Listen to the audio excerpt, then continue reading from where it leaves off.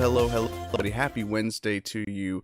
Hope you all are having a good week so far. Welcome to Midnight Hatter Live, the weekly variety show where we talk Gundam, gaming, and Gunpla.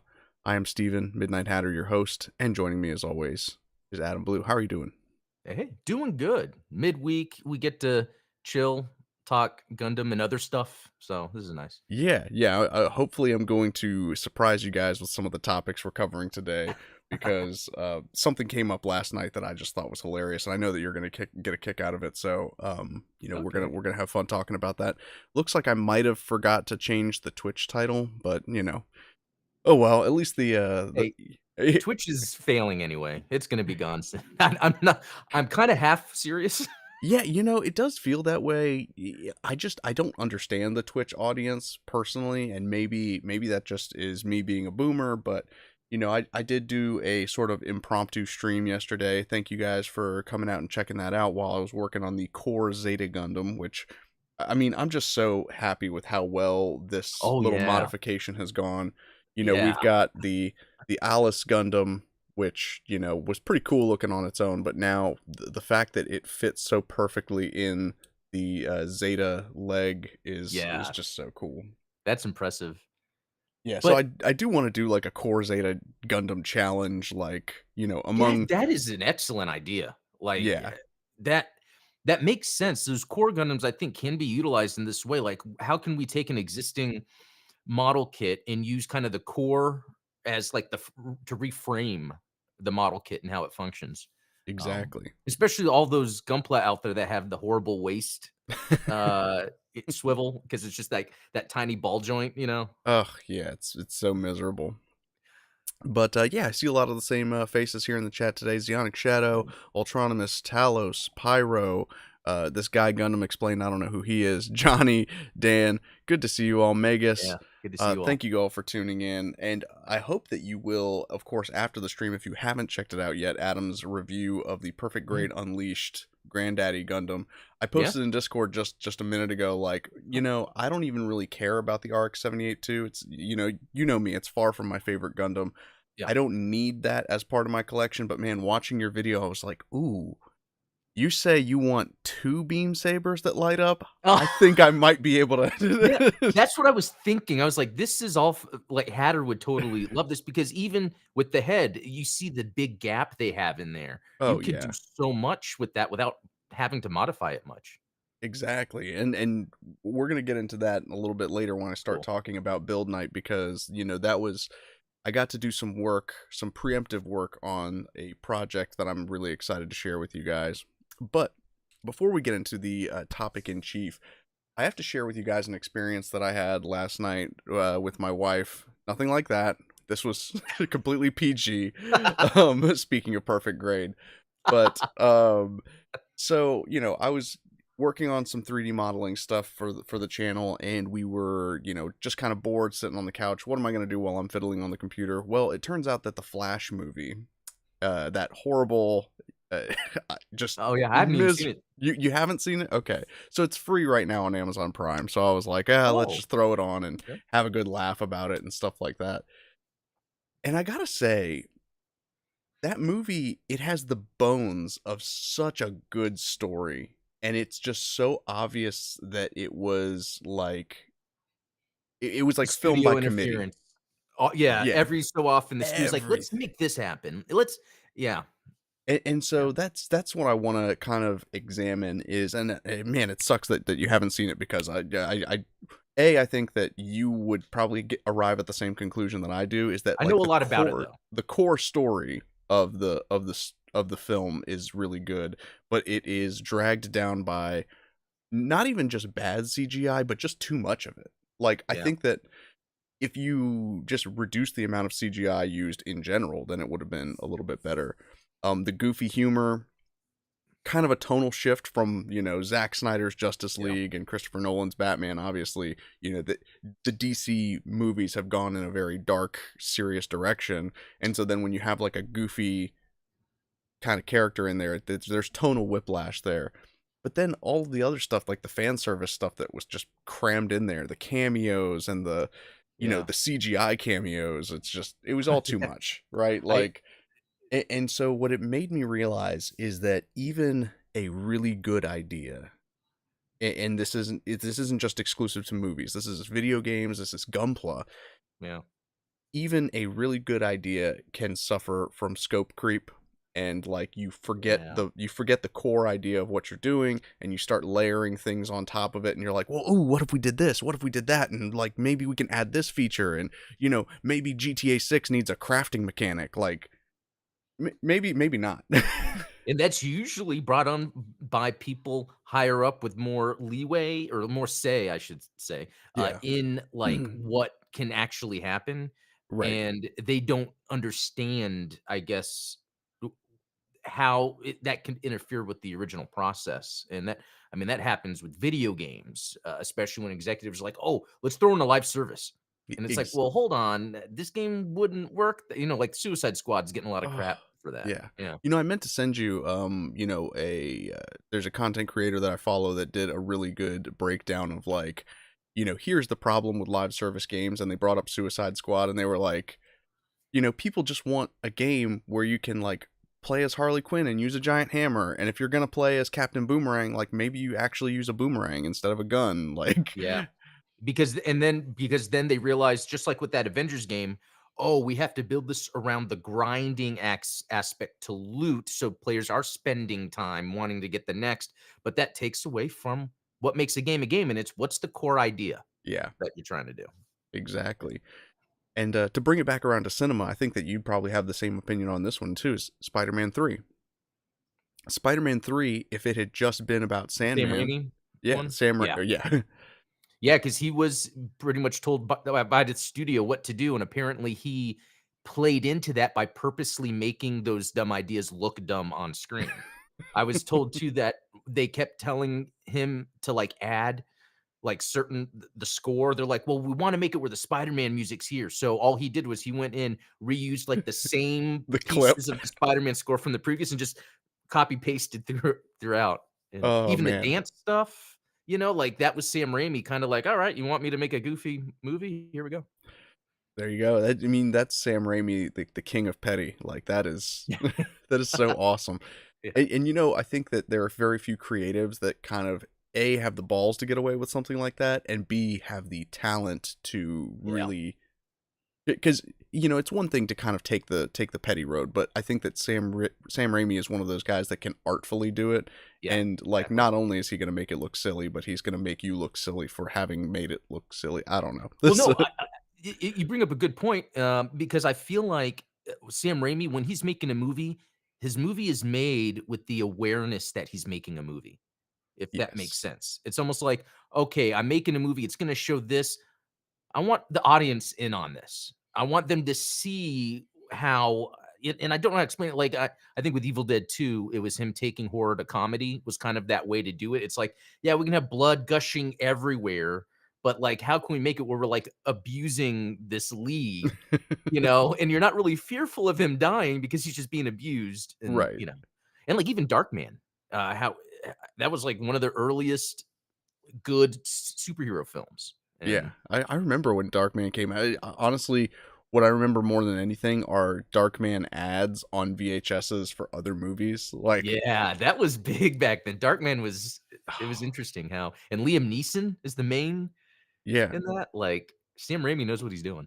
he absolutely does. And it's very hard to walk that line of like letting the audience in on what you're doing and having them be in on the joke. And I think that that's why Sam Raimi movies are just meme magic, right? Is Yeah, because he like basically invented meme magic. Is even yeah. as bad as Spider-Man 3 was as a movie, the amount of memes that come out of it are He knows how to make each shot count, just like we were talking about even in the Discord with animation. yeah. Like, a lot of times and you know what, this brings up a good point because with animation, that takes a lot more work, everything has to be deliberate. With Mhm.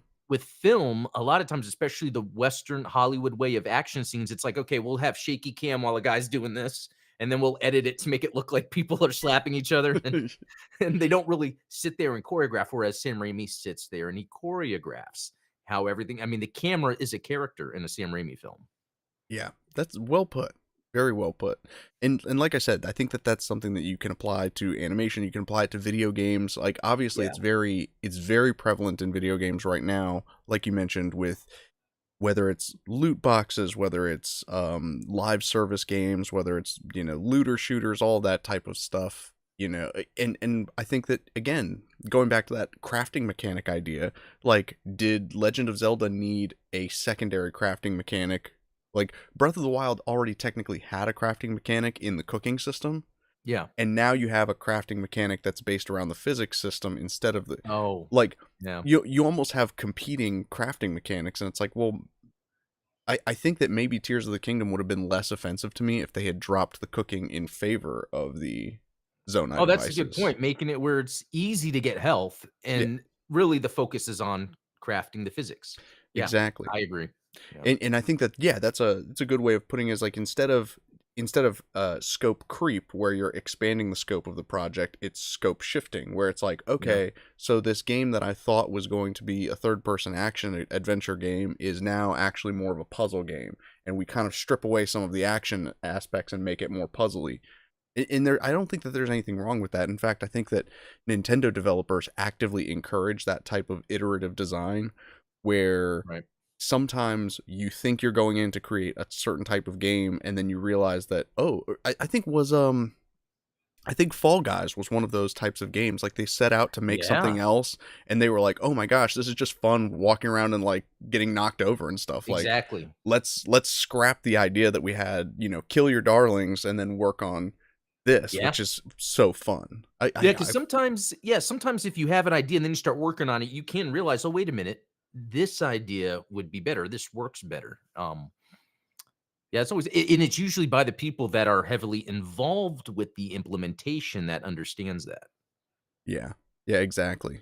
And I Yeah, think that movies, video games, same thing. I Yeah. forget who it was, but somebody on a podcast recently said something to the effect of, when someone offers you a critique, when there's, say whether it's you have a story or you have a project that you're working on, video game, whatever the case may be, and you show it to someone and they say, I don't like this about it, but what I would do is this to fix it.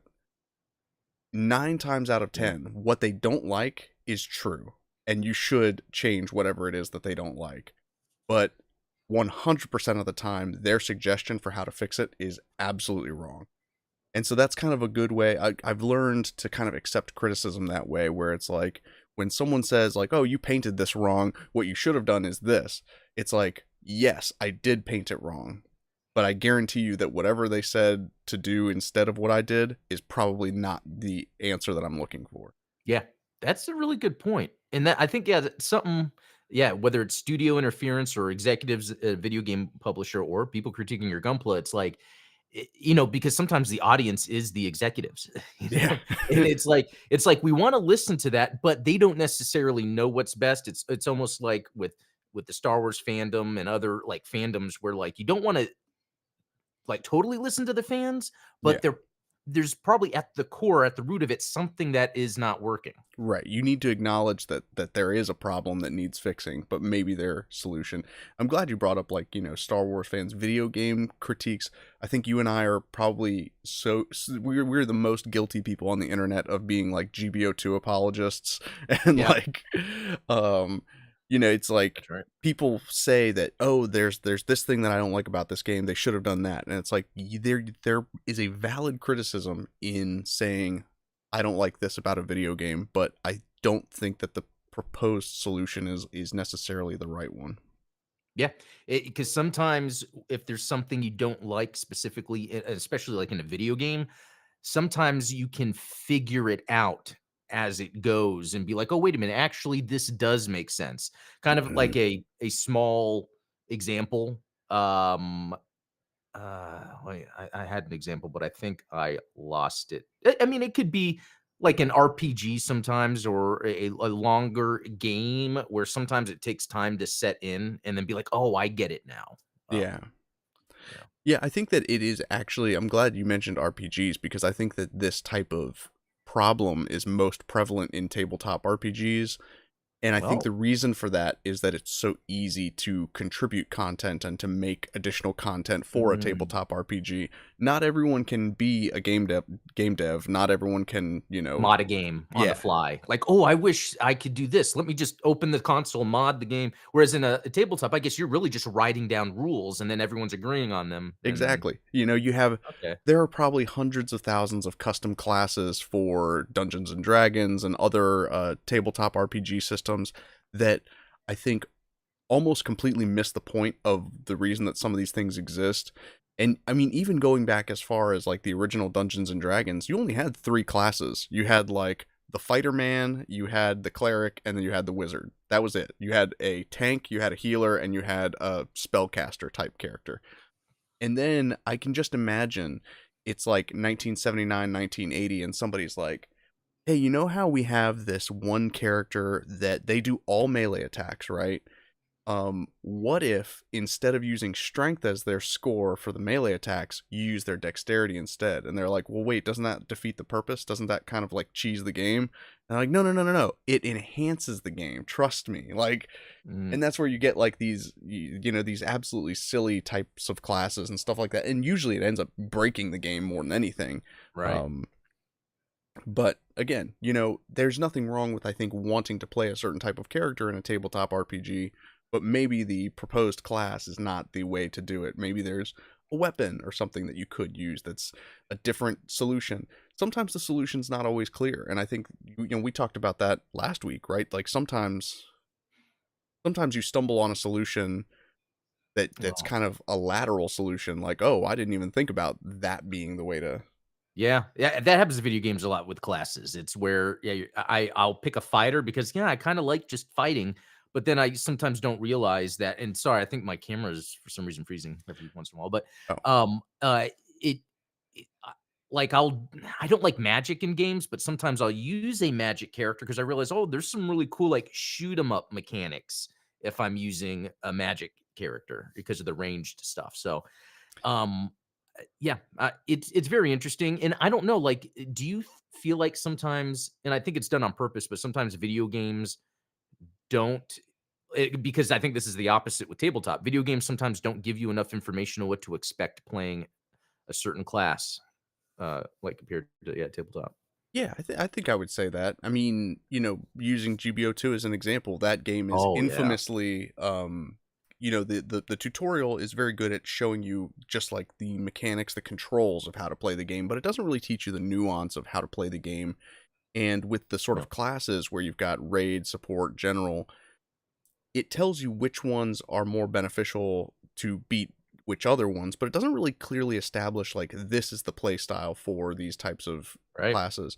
And so then what you have is now, I think when you had the core game 5 years ago, you have a much larger mobile suit roster that so many of those mobile suits actually break the rules of the core 3 Yeah, classes. You know, that's you right. have ranged raid Raid. fighters, Yeah. you have, like, supports that are more melee oriented, you have so it's like, you're kind of putting a Band-Aid on what was the core issue with the game is that, there wasn't clear instruction for how to play each class from the get-go. Personally, I don't like rock, paper, scissors mechanics in general, but now, fast forward 5 years and it's like, "Well, we're just gonna add a mobile suit that breaks the rules of that." And it's like, "Well, that's not exactly Yeah. the rule's still there. You're just And it's creating a interesting though workaround." how, out of any developer, especially one where I'm sure the budget for that team is small, that Oh, they, man. like, they get it down. Like, "Yeah, we're introducing all this new crazy stuff, and we'll have to go back and slowly fix other things," and they do it. They Yeah. do. I have nothing but respect for those guys because that Yeah. that game is so there are so many nuances and the richness and depth of that game, so Yeah. much more than I think should exist for, like, what is essentially just an online third person shooter. Like, And one that's free to play that doesn't make a lot of money, but because of its minimal upkeep, it allows it to just exist. mhm. It's like, man, what if that care to mechanics was implemented in a AAA game by Electronic Arts? You know? That'd be now you're talking crazy.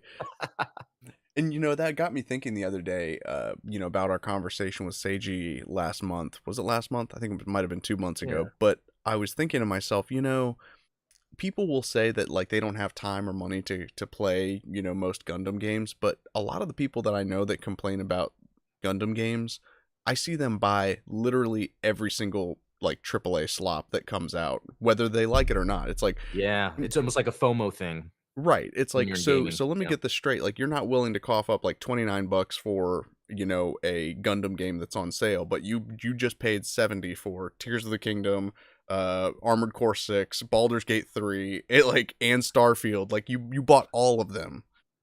That's funny because my, older half brother, like, I have an older half brother and then my younger brother, and we have a Discord private we talk gaming all the time, and Nice. the thing my older half brother always says to me is like, "Man, you never finish games." And I'm like, "Well, I'll finish a game if I think it's worth it. I could play 75% of a game and feel like I got what I needed. I'm moving on." Yeah. It was like that with Armored Core 6. Like, I played to the end, didn't beat it, but I was like, "You know what? I really got what I wanted out of this." Whereas a game like Elden Ring, I need to find every inch of that game that's possible. And I like that. I like how in this what this allows me to do is I don't have to then focus on games I really don't care about and then play games that I wouldn't have time for. Like, I'm going to these Wii emulators to play some games I missed. Um, yeah, playing these Gundam games. And the other part, kind of to go back to what you're saying at the beginning, not only do people spend time playing these AAA games because of FOMO, but then you see them talk about this stuff on social media so much. It's like, that's why you don't have time to play games. You're probably scrolling social media a lot. Yeah. Anytime I sit there and I realize, like, I have Instagram open, I'm like, "Wait, can't I be playing a game right now?" And then I'll go do that just to get because it's like, well, this is time I could be playing a game. Uh, Yeah. so yeah. Absolutely. Yeah. Replace the doom scrolling with literally anything. Like, if you Yeah. if you find yourself for more than 5 minutes, let me put it this way. Social media is for when you are taking a poop. Exactly. That's if you are on Twitter or Instagram or even Discord for longer than it takes to sit on the toilet, then you are spending too much time on it. Fire up a Is video there game, build a Gunpla, whatever the case may yeah. be. Is there not has this been taken, like, calling a social media app shitter? And it's really just for people shit post and you're on the toilet? That's what it should be. Um, I don't oh know. my gosh. Well, speaking of getting off of social media, touching grass, all that good stuff, I did want to share my experience. Last Friday, I actually went to my first local build night over That is at the cool. Bandai flagship store, which I have to say, since I've been there, which I guess I was there, before Christmas, since I've been there, they've actually grown that section of the store. They now have a 6 foot tall statue of the Granddaddy Gundam, like, kind of welcoming you to the to the Wow, you show Bandai. up, Midnight Hatter shows up, and they're like, "Okay, guys, we have to replan this." Yeah, we blow this thing up. But it was something I've always talked about how much I love the guys from Zeeg, New York, and like, the idea of these local communities, not necessarily online communities, because online communities can become toxic and exclusive and all that good stuff. We've been over all of those gripes that I have. But when you have people meeting up in person and kind of really engaging with the hobby and sharing things with each other, there was one guy that was at the build night on Friday that they were joking that they should have him on staff, because what he was doing is every time someone would come in and like have a question, they were like, "Oh, what kind of sanding sticks do you guys use on your Gundams?" He's like, "Oh yeah, let me come show you the aisle." And Yeah, that's cool. one of the older guys there was like, honestly, if you're working on Gunpla, you probably have a certain level of OCD, and sometimes we'll be over there like straightening the boxes and Yeah, keeping the aisle clean. So I thought it's just fun. It's a fun group of guys and girls there. So that's cool. it was actually a larger turnout than I expected. There was probably about 18 to 20 people there. Wow, Yeah. Um that is neat. it Nothing was like that around here. Yeah, I'm telling you, I bet you there is, but it's just like you haven't found it, because, like I said, I didn't know that it was there until I actually went to check out the flagship store, and I saw that they had a sign for it. And yeah, I mean, they had, so it was like 3 rows with 2 6-foot tables side by side, so it was like kind of like a cafeteria setup the way that they had it. And there was one table with kind of like the older builder guys. They were all kind of working on some painting stuff. There was a table in the center with some veteran builders, and then there was a third table where one guy had like, he wasn't even building a gunpla, he was building a diorama. He had like the Oh, sweet. XPS foam. He was like carving out like a huge kind of canyon set up for a SD, I think it was the SD, like the master grade Barbatos. Is that, Oh, yeah. wow. Yeah. So he had already had that built, but he was kind of building a diorama for it. So just so cool. And I mean, what's interesting is like you get such a variety of interests there. I mean, there was a guy that was a professional photographer, and they were talking about Wow. like, Fujifilm versus like Leica lenses and things like that. All stuff that's like way over my head, obviously. I'm not, I'm Yeah, a hobby photographer, not a right. not a serious photographer. And then, they started talking about anime. And you guys know this about me, like I'm not a big anime watcher. Like, I've watched a lot of shonen stuff or whatever.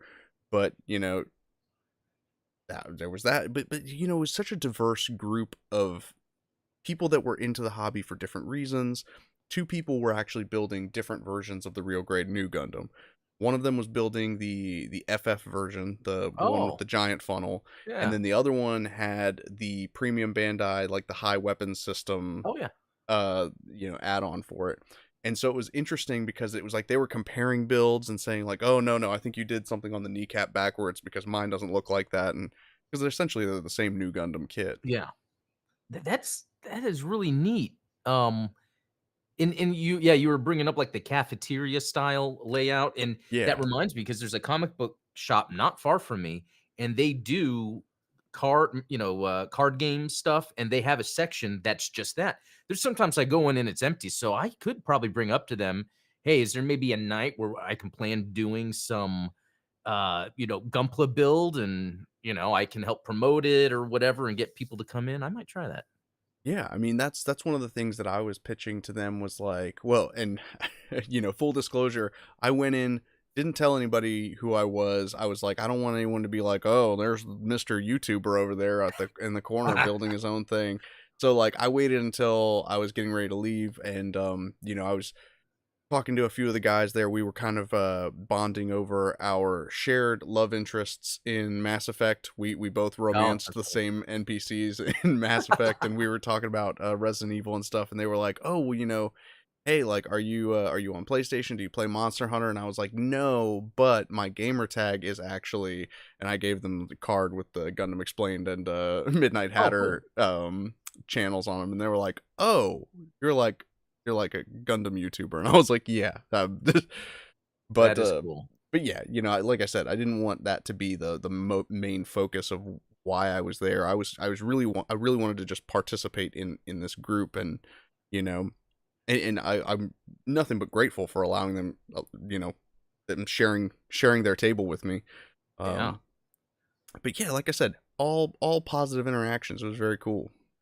That is neat. I think I need that. Like, it's and to be honest, I like the Saturday, Saturday at 5 in the Gun McSwain Discord, we do a build and chill where anyone can Yeah, join. It's nothing that's streamed, it's just hanging out in the Discord.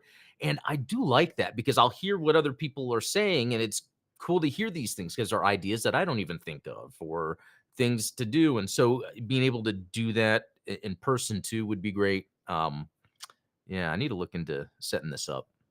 yeah, absolutely. And so yeah, I mean, I was like, hey, I'd love to like sponsor giveaways, or if even like host workshops and stuff like that, because Oh, I think that one of the things for me that if I were to kind of change things about it, and who am I to offer advice to people who have been doing this for months, if not years, is like, one, I thought that maybe the idea of like either a round table or a table where everyone's kind of facing each other, instead of you had a lot of people with their backs to each other and things like that, yeah. makes it a little harder for people to engage.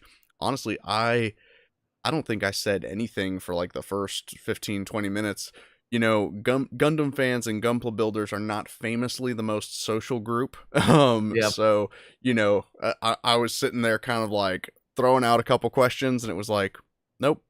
I was like, okay, well, I guess I'm just going to go back to build. That's funny. That reminds me when I was at, the Gundam base, and I was sitting building the entry grade, and there was other people around, and you're right, like, no one really talks. I'm the type that's a talker, but in my later years, I'm gonna try not to talk all the time, but Yeah. there was so much room for me to talk. Like, I would say something, and then someone might say something back, and then no one's talking for a while, and I'm like, "So, blah, blah, blah, blah, blah," and, Yeah. it's interesting that, like, feeling the room, knowing when to say something and when not to. Yeah. And that's where, yeah, I'm the same way, where it's like, it's not that I'm uncomfortable with silence, but like, what's the point of having a build night if you're not going to interact with the other people there?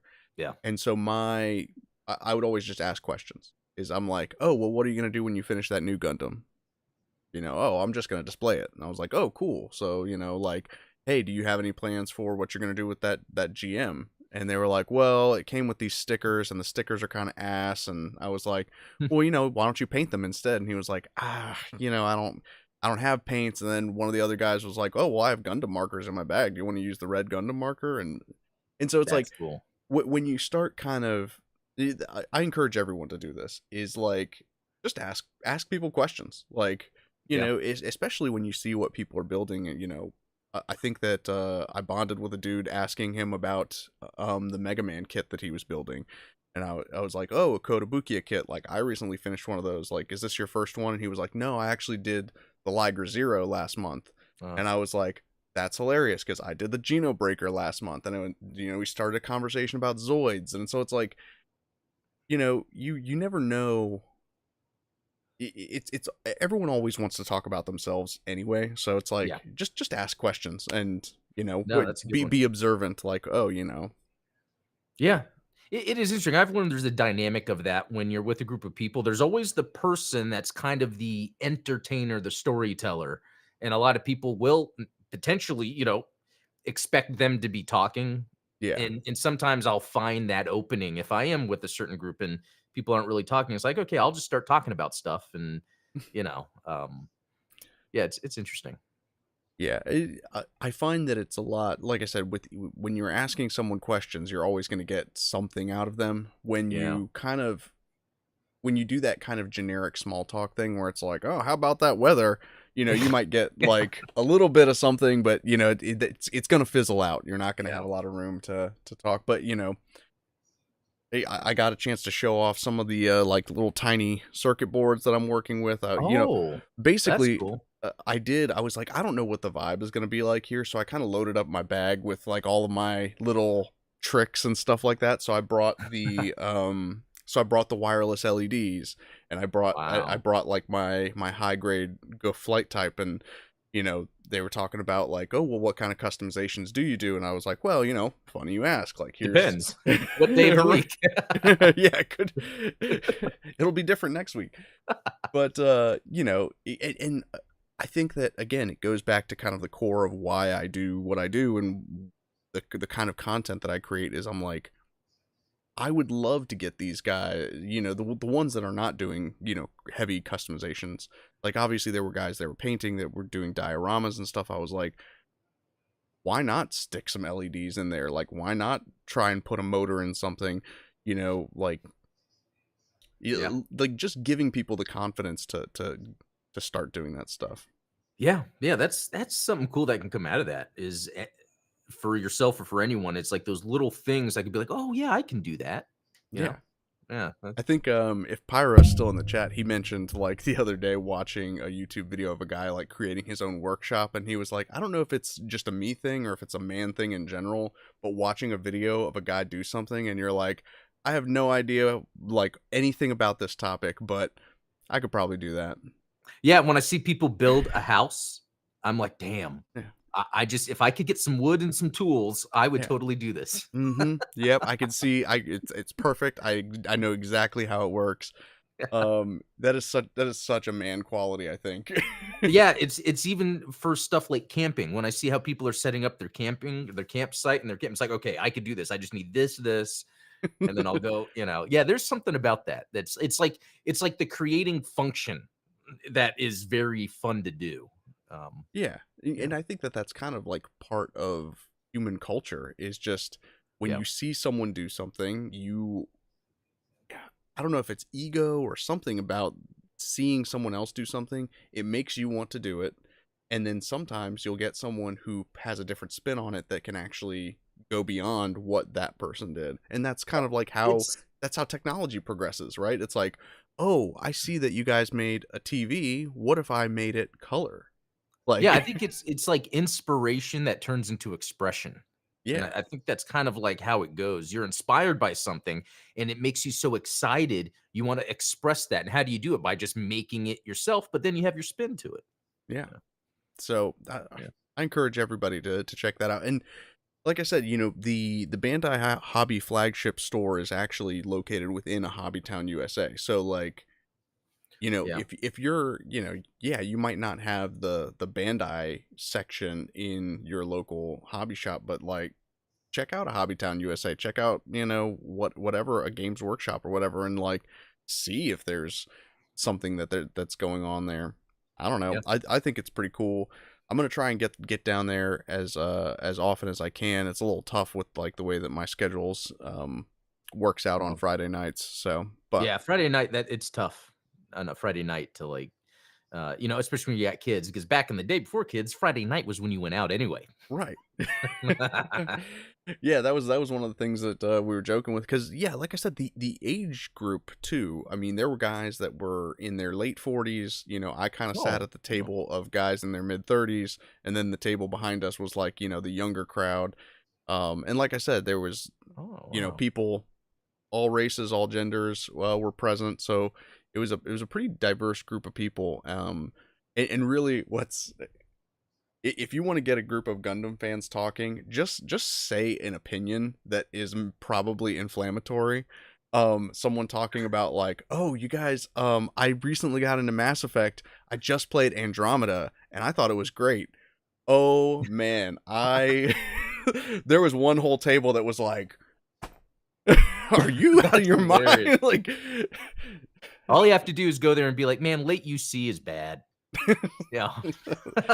That would be your table. yeah, No. exactly.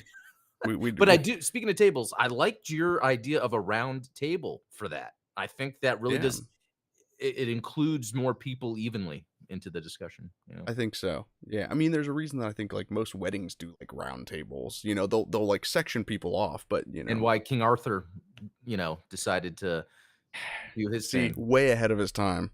Yeah. Except with the whole, sister thing, but that's I don't know, that's popular on the internet nowadays, so. oh man, so far ahead of his time that so on that note, I this is what I was working on during build night on Friday. This was actually gifted to me by Juby, a friend of mine on Discord. Oh, cool. This is the RE100 Zaku Kai. as made famous by the hamburger man himself, Bernie Weisman. Um, the reason I was kind of committed to working on this kit was because this is one of those ongoing projects, and like I said, opens the door for conversation, right? Because I'm talking to the guys about like, oh well, what are you gonna do with this kit when you're done with it? Oh, I'll probably paint this, this, and this. Okay, nice diorama.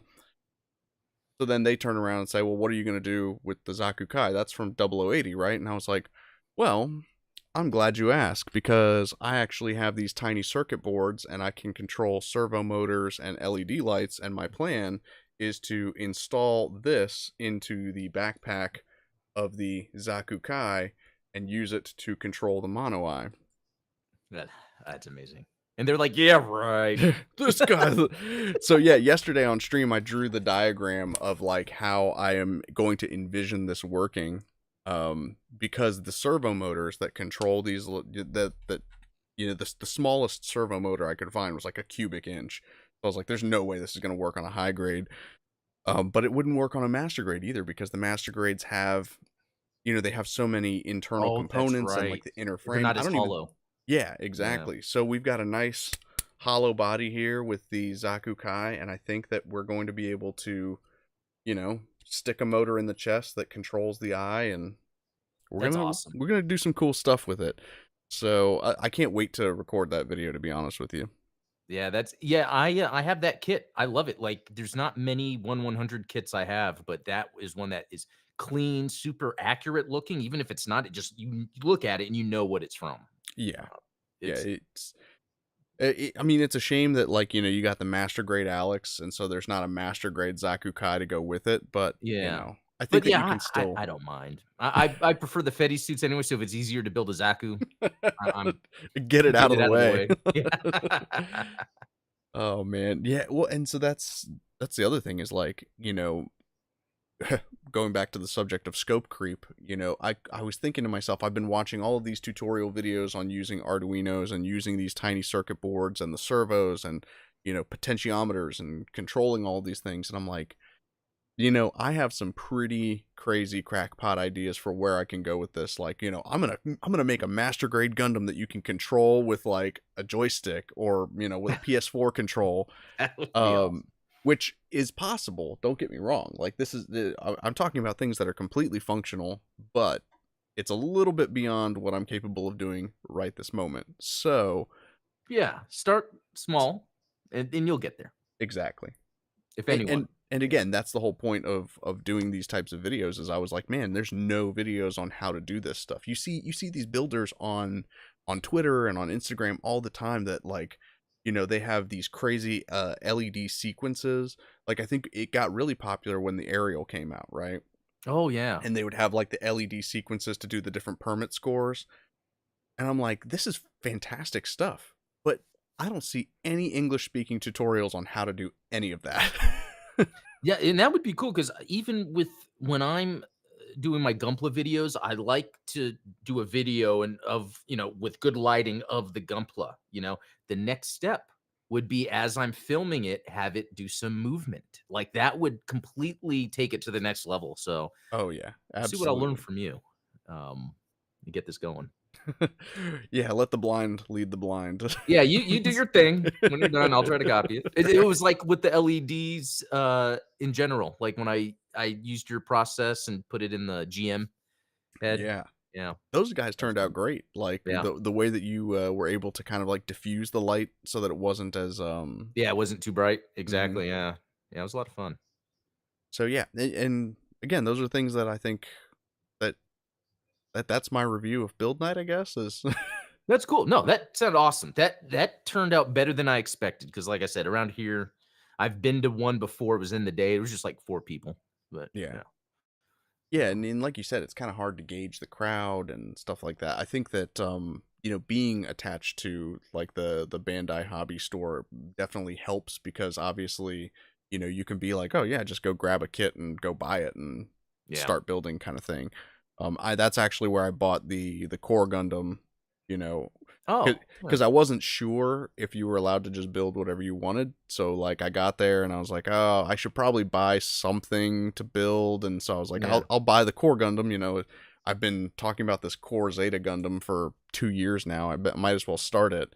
But then when I got to the table, I was like, well, this guy's got P Bandai, and this guy's like not even building a Gundam. So Yeah. And what's cool is that Hobbytown, if you wanted to buy something, they have the good prices for Gunpla. Like, they they're do. usually yeah, the good price. They do. And the one thing that I would say I felt bad about this is like honestly, I wanted to switch tables because on one side of the hobby town, you know, like I said, you had the three tables, it was packed with like 20 Gunpla nerds. And then on the other side of the building, across from the like they had like a little RC racetrack on the floor so that you could like test out your Oh, model cars and monster trucks and stuff. There was one guy just by himself building a massive like RC powered car and like doing all the wiring and stuff and wiring up the motors, and I was like, now that's that's a guy I can learn from. And yeah. he's just like out there solo. I was like, man, Oh, yeah. next time I'm gonna be like, later nerds, I'm gonna go hang out with Y this machinist and we're gonna build like a real Gundam.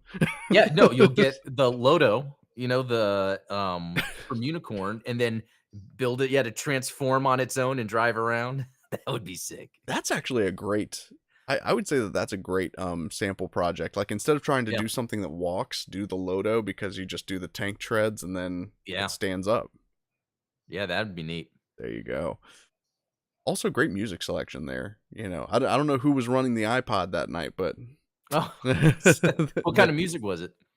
mostly like 80s rock and stuff like that, you Oh, know. okay. Yeah, stuff that gets you real pumped, you know. Yeah. Some stuff from like the Rocky soundtracks and Oh, that's funny. Oh, that's always funny. good. But yeah, I mean, I'm so glad to find that exists. And again, you know, that it was such a huge turnout was pretty awesome. Yeah. Yeah, that's awesome. Yeah, I need to make my way onto some of the Discord build nights. I've only made it to like one of them, so but Oh, yeah. but yeah, the Gundam Explained crew, th- there's a lot of fun conversation that happens over Oh, there yeah. for sure. Yeah, there is. And sometimes there's been a couple times I haven't been able to make it, but the idea is it's up. It's like Open forum. every Saturday. Like if you go to events, you'll see every Saturday for the rest of time until the next Y2K. Yeah. I guess Y3K. I don't know. I don't know. Oh man. But yeah, that's about it. That's kind of like all I had to share. I feel like, you know, I feel like Did I'm you say there's something about Twitter beef? oh, did I start another Twitter beef? I don't I know. I don't know. thought you were saying something about something on Twitter, but maybe not. Something to bash? I don't know. I've Maybe not. been really toning it down. I think as Oh. far as Twitter beefs go. I do think it was funny. Ollie Barter posted something that I was like, man, that's me to a T. It's like he was like, I need this T-shirt that said, "Sorry, I'm late. Someone was wrong on the internet." That's hilarious. You And know I what? was His like, I almost said it. I almost was like, well, what if it's you that was wrong? Oh, and then he'd come up with a snazzy comeback. Yeah, he Uh, probably would. No, he'd his quote tweet me. LinkedIn is way more subdued Oh and just yeah, yeah, it's like, here's a post. That's how I get my Ollie Barter from LinkedIn. yeah. Well, I mean, because there it's just all the Forbes articles and stuff. It Yep. it Yeah. it does crack me up how many people try to attack Ollie Barter about being like a Forbes contributor stuff, and I'm like, you guys do know that like anyone can be a Forbes contributor. Like Yeah. it's It's just it's open for anyone, yeah, to yeah, if you have quality content, yeah. at the same time, like yeah, that's a good point. Like if you have a passion in writing, but that's like not your full-time job, Forbes is kind of a way to maybe get into that. Yeah, it's like Medium. Yeah, Like exactly. anyone can Yeah. write for Medium. I noticed I was doing some research on like maybe some OBS plugins that I want to incorporate. You know, hopefully get some more chat engagement. Do some of the stuff that you've been doing where you show chats on screen Oh, yeah, and things yeah. like that. As well as like doing call in stuff and how to manage that in OBS. And it was interesting to me that like there was one guy that did nothing but post like, "Hey, here's my YouTube video on how to use the plugin that I wrote for OBS. By the way, there's a link to my Medium article about how to use my plugin for OBS." It was like everything was just like chain linked, where it was like, "Okay, Oh, dude, we wow. get it. You made a plugin for OBS." But he made a YouTube video about it, made a Medium article about it. It was like he made sure to hit like every possible platform so that he'd Wow. get like the most engagement and the most downloads possible. Uh, Wow. Yeah, hey, that's that's marketing. sometimes required, not all the time, but Yeah. yeah, all Y those different platforms. yeah, I mean, in my opinion, like, if the product's good enough, you probably don't need to, like, people are gonna share it around. Right, no, that's true. Yep. But, Yeah. yeah, Huh. that's about all I've got Well, going on. What am I you know what? forgetting?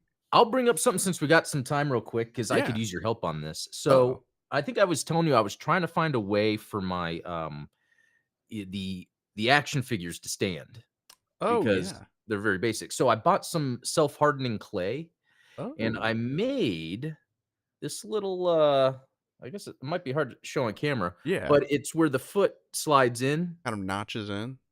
Yeah, so the foot could slide in and it works. But another one I made just broke in half because I think at the end of the day, these are pretty thin and small, and it's like, I wonder, do you have a suggestion for, like, do I put some sort of paint on here to kinda harden it or That could work. I would have even suggested, instead of making them with, clay, use, the two-part silicone putty. but this is so easy. I Well, just I make a mean, little ball out of clay, push the foot in. Okay. yeah, it would be the same thing. So like Would it? there's a Okay, I'll link it to you after the show, but I think okay. that again, chat will probably enjoy this. It comes in like a purple box, and it's like a two-part silicone, and it's like putty. So it's kind of like clay. And so it's like got a white part and a purple part. You mix them together until it changes color, and then you can treat it just like an air drying clay, where it's like, okay, you make a mold of whatever you want to do. So in this case, it would be the foot. Um, and then you let it dry for like 4 hours, and then you have like, it's like a flexible piece, so because it's silicone, and because it's silicone, it's got like that grippy Yeah. texture. Could it be clear? Um, Sadly, no, it would only be Oh, purple, no, that's but okay. That's okay. Wait, you only know, purple? well, It's like purple's the only purple. color that I've seen, Oh, but okay. they might make other colors, honestly. Okay. But yeah, I mean that. Honestly, you mentioned this in your review of the Perfect Grade Unleashed, but my answer would be magnets. Oh, yeah, that's right. Yeah, Magnets. stick one of these guys in the foot of the. Yeah, that is a good idea too, actually. I wonder if at the end of the day, like, and the feet are kinda small, so it's like, I don't know if I would drill, or do they make one that's flat enough that I can just put on there? I don't know. Yeah, I mean, like these guys. These are some of the stronger magnets I have, and Holy macaroni, that you can barely see it. It's so flat. Okay. yeah. Okay. So and what would be honestly kind of cool would be, they make those sheets for 3D printers that are just like magnetized sheets for if you don't want the build plate to be stuck to your piece. Yeah. Um I didn't know about that. oh yeah, I think that it's like really I think it's more popular for like the filament style 3D printer, but like, it's like a big magnetic sheet, and you put it over your build plate so that the instead of building Oh, on the plate, I know what yeah. you're talking about. And then you can Yeah. take it off and like And pop then the yeah, because you can kinda bend the sheet and it will just come off. Yeah. exactly. I know what you're talking I about. mean, what if you cut some of those down to size for the shelf, and then you've got like magnetic platforms that would work for the Gundams, that would work for the figures. Um That's great because I could then have them, like, if I'm having them set up a certain way, it could be on a sheet where then I can just move them on the sheet and not have to pick up each individual figure. I like where yeah. I'm glad I brought this up This because is I ooh, like where yeah, we're going. this is a good Yeah. topic, because especially, Yeah. I know that a lot of people in chat have suffered from the inevitable falls Yeah. that are associated with Gunpla. Honestly, it makes me want to put like a plate of metal inside my Argama deck so that I can magnetize the feet Yeah. um of my Gunpla so that they don't go down. I'm still Something like kicking that. myself over the fact that my Toads Ritter went down and broke the command horn. Oh, yeah, that would hurt me. Oh, Yeah. well, the magnet thing then I'm gonna yeah, if you can send me some links later today, because then I'm gonna just go ahead and buy that and try it. Because right now my shelf, it's just the other day I was even organizing them. I had because I have like how many? One, 2, 3, 4, 9 Xeon soldiers, and I was gonna have Shar A standing full in front of squad. them, and then one fell over in dominoes, and I was like, all right, I'll get to that later. Oh man, can you imagine the pain of having like all of your Kenner stormtroopers lined up, and that's like as soon as you put Vader down, they all Ah, go. I've had that happen too many times. And with the Star Wars action figures, they have the hole in their foot, so that it was easy to buy You certain do like types a of peg. stands. But with these, and I have another one right here, a Fetty Pilot. But yeah, the feet again. It's like, what can I do? But maybe if I get the magnet, would you say I glue the magnet on, or Yeah, I'm, I mean, I want to minimize damaging or an adhesive, just yeah, to something like that. Honestly, you know what would be even kind of cool? I would test this before doing it like to a figure that you really yeah. like, but use some cement. That way you can push the magnet into the foot. Like so I that didn't know about this. Is it because it's melting it? yeah. So like you basically melt that Wow. section of the foot, press the magnet in. I don't know. That would be like I would want to test that before I commit to it. I'm gonna test that. I like that idea because I have that Um, cement glue, so I can right? test Yeah. that I out. mean, Wow. it's so interesting to see like the various tools associated with Gunpla building. My wife was busting my chops the other night because she was looking for a pen, and she comes over to my desk and she's kind of going through everything, and she's got like, oh, I see there's like a Gundam marker here. She's like, do you have any normal pens? I was like, no. No. What And do it I need that for? I know. It's It's funny, same thing with tweezers. I oh feel like yeah. that's something that's been shared between my wife and I. Sometimes it's like, I needed it for the stickers, then she's like, "Hey, do you have tweezers I can borrow?" I'm like, "Well, technically they're tweezers, but they're real." I'm just like, "Okay, here you go." And it's no, she found it No, later, but yeah, that's yeah. You always can't funny. can't get eyebrow hairs with those Gunpla tweezers. I've tried. Oh, Although I was recently, I found this out the other day because I was trying to show off something with magnets. Is this particular brand of tweezers? Shout out to the guys that need this. It's from a brand. Looks like the brand actually got worn off, but I think it's called Yeetus, maybe. ESD? Oh well, that's similar. I know, it looks similar, and it's magnetized, Yeah, right? Yeah. these are actually non-magnetized. Oh, So this is awesome to discover because in most cases, well, that's awesome. like on my wallet, yeah. So these are actually not magnetized, and the reason that I like that is because when I'm super gluing magnets into place on my Oh, minis, okay. and Yeah. I was I think that during when I recorded my magnet video for YouTube, I was like, yeah, I'm pretty sure that if I screw this up, like I'm gonna get the magnets stuck to each other, and like one of the magnets flipped over and stuck to itself and like got super glued. I was like, this is so yes. I think Edis or Vetus, something like that. I'll look up the actual brand for it, but it's those. See, and it's interesting because I can't just say like, oh, it's the black tweezers because you have almost the exact same looking tweezers except with Yeah. the curve at the end. It says ESD 15. And I do have those too that don't have the curve. It's in the garage.